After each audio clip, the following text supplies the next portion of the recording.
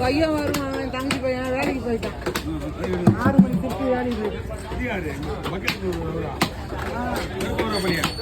கருப்பா அது என் தங்கச்சி வீடு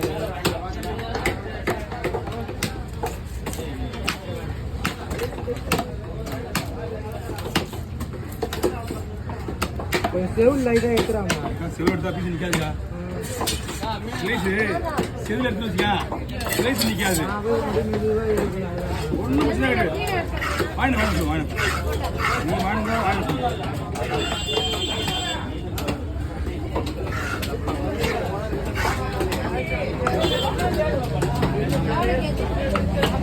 ஒரு 4 3 நம்ம 2 பேர் 3 பேர்